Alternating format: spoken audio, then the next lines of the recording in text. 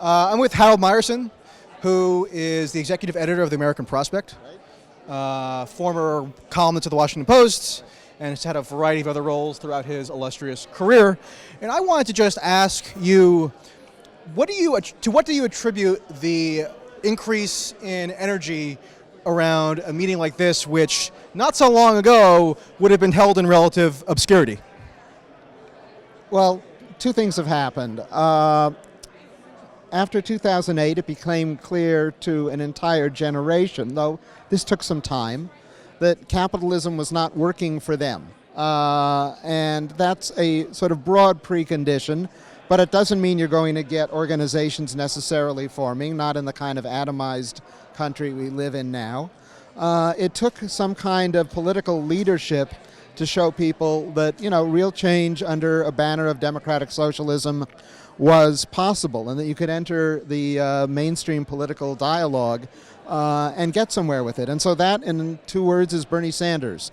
I think the Sanders campaign, and then plus the trauma of the election of Donald Trump, really produced this almost knee-jerk, in a non-pejorative way, knee-jerk reaction in a lot of people, particularly young people, that both they knew the economy had swung way out of control, that the country had swung way out of control as well, that there were no rational, humane considerations guiding either, and they saw an alternative.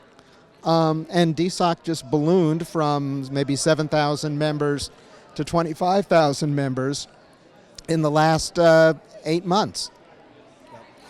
Just off camera, we were talking about coalitional politics, and to what extent does DSA, can they work in concert with the Democratic Party, liberals, other kinds of leftists? And you made an interesting point where you said that people may place undue emphasis on the power of state parties or institutional party apparatuses. Right. Can you just elaborate on that? Sure. If you actually look at what happens in an election, the parties are relatively unimportant. They don't have the resources to put out the slate mailings that individual candidates do, that unions do, that Planned Parenthood does, and so on.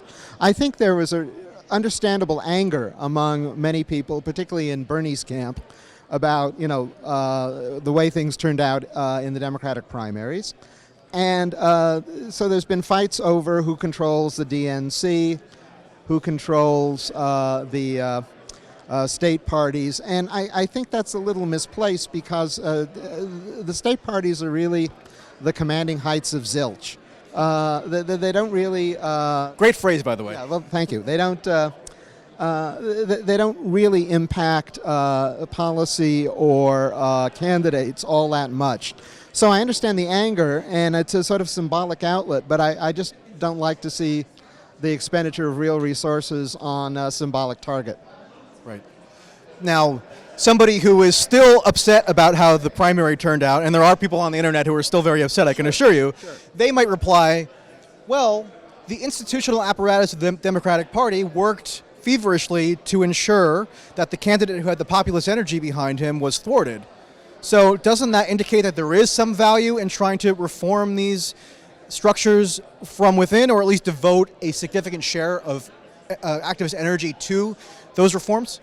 To a certain degree, yes. And, there is a reform commission that Bernie Sanders people have, I think, equal membership on, that Larry Cohen chairs, which Nomiki is a member of, by the way, which is the chair of, who's also the chair of Our Revolution.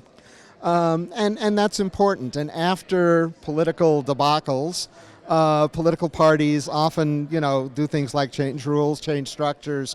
It happened after 72. Well, it happened after 68, actually. Okay. That's when, one of the problems at the 1968 convention, which, as I said here today, was I went to as an 18-year-old, was that most of the delegates actually had been chosen before anyone had declared their candidacy, before Gene McCarthy, Bobby Kennedy, when Lyndon Johnson appeared to be the nominee. And so what happened was, after that, there was a commission chaired by George McGovern, which really created the slew of primaries that we've had ever since. Before then, it really was a backroom process. And so these things do lead to change. It's worth fighting over.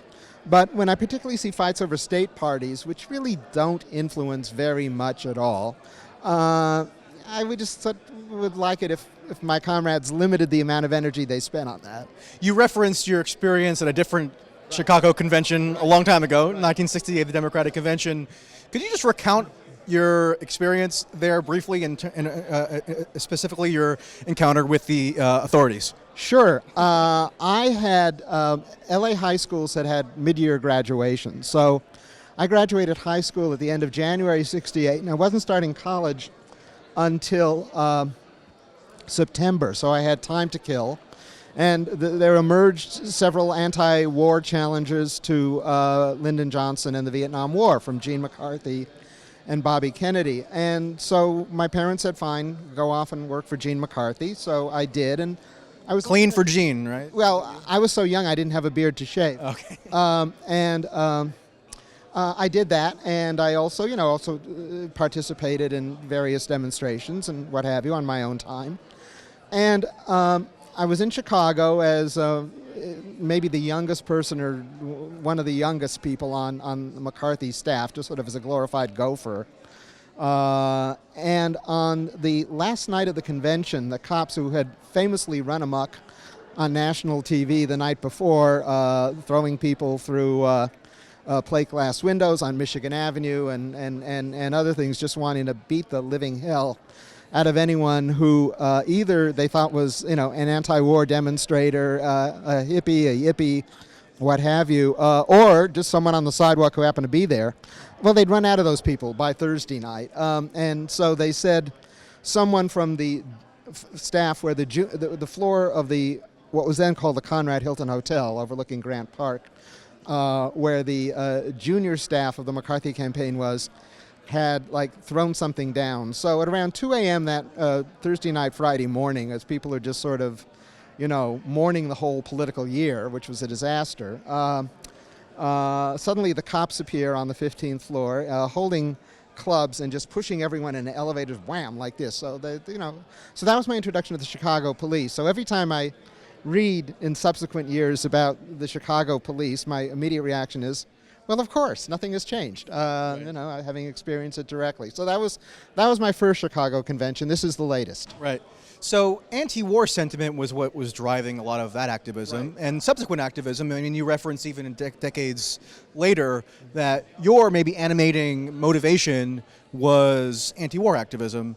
Do you see that sentiment as existent now to any significant degree? It seemed to go into hiding under Obama's presidency. Now it's sort of a mishmash of things. Trump has sort of scrambled people's perceptions in some ways. Right. What role do you see that playing here based on your observations and discussions with people? Well, the anti-war movement has definitely dwindled over the years. Not for lack of war, by the way. Not for lack of war, but it was one of the actually last crusades of Tom Hayden, was to try to jumpstart it. I think what Trump has done has just raised such alarm bells on a series of issues that are really immediate at home. The deportation policies, the white nationalism that and just questions of the integrity of the constitutional order. Exactly. Not that the constitutional order is by any means flawless, but it's better than a one-man lunatic in the White House. So I think most of the energy is going to be directed at that. And then if you look at the response to the Sanders campaign, what's really novel, and you began to see it in Occupy, you began to see it in the fact that what should have been an obscure book by Thomas Piketty becomes a bestseller. People, had been experiencing this without having the words to put to it. Then they began to have the words to put to it that American capitalism had become massively dysfunctional for all but the very rich, that the middle class was threatened with obliteration, that a future of downward mobility is what America in the broadest sense faced, and that became really kind of the subtext and the animating issue. behind, on the one hand, I think the growth of DSA, and more generally, this turn of the millennial generation to the left. Let me give you one economic statistic, Please. which I cite a lot. There's a study by two eminent, really center liberal economists, not by any means leftists. Alan Kruger, who was the head of Obama's Council of Economic Advisors, and what's his name, Lawrence at Harvard, which Summers. no. Lawrence is the last name. That looked at all of the net increase in jobs between the end of the recession in 2009 and the end of 2014, which was the last year for which they had the data they could do what they wanted to do. So there was a net increase of 9 million jobs in those years, and these are the jobs that millennials are getting as they come out of school or enter the workforce or what have you. They divided those jobs into two categories. The good old standard definition of a job: you're working directly for your employer full time, and that was category one. Category two is everything else. You're working part time. You're working for a subcontractor or a subcontractor if you're an employer, not directly. You're working through a temp agency. You were Working through an app. You were working. Yeah, you were working as an independent contractor, whether you actually are or not, and you're working in the gig economy. All right. So category one, regular, good old-fashioned job. Category two, all of that other stuff. Of the 9 million jobs created, but a net increase in jobs between the end of the recession and the end of 2014. 9.3 million were category two. Standard jobs declined by 300,000. That is the the economy into which the millennial generation is being thrown. There's no reason on earth why they should not be angry, why they should not be indignant. But that doesn't mean it was clear what to do. And so, but then you had the rise of Occupy, then you had various protest movements, you had the Fight for 15, and then you had Bernie's campaign, who said, this whole system doesn't make any sense, and we can do better. And he articulated what really is a social democratic, I think, program, and millennials flocked to it. And as I said in my little talk here today, this group, in many ways, all these young people who have joined since over the course of the last year, this is sort of the tip of that spear, and we'll see where it goes. Final question. So you've had a foot in socialist politics and a foot in media simultaneously for a long time now. Right. Is the mainstream media broadly construed more or less hospitable now to socialist perspectives than in the past? I would say the mainstream media still is basically socially liberal and economically centrist. However, if you talk to the individual reporters, they get it. They themselves are not necessarily economically centrist, particularly if they're of a relatively younger generation. And I have no doubt that there are certain, there are more voices. Of course, the media has fragmented, so there's, and this your outfit is part of that. So there's. Happy to aid in the fragmentation. Indeed. So there are more outlets. And I think, in terms of individual reporters, you'll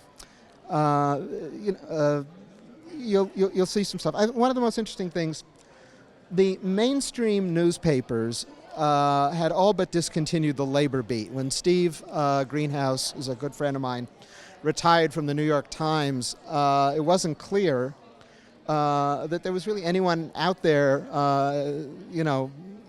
at regular daily newspapers whose beat was labor. On the other hand, you began to see all of the alternative left outlets, and some of them not so alternative, really. By the way, the alt-left is now a term that people use pejoratively, so maybe you want to shy away from that one. You're absolutely right.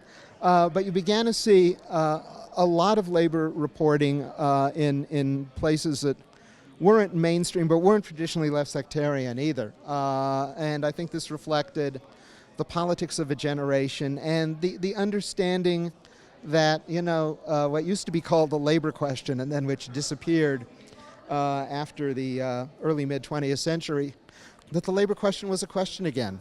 How are people going to live? How are people going to be able to have secure, productive existences? That's a question that this generation, this millennial generation, has had to confront that their parents never anticipated they would have to confront. And that confrontation is actually what gives me hope, and that confrontation is the reason there are so many people who have come to this convention. Okay, thank you very much, Harold Meyerson. Thank you very much. Okay.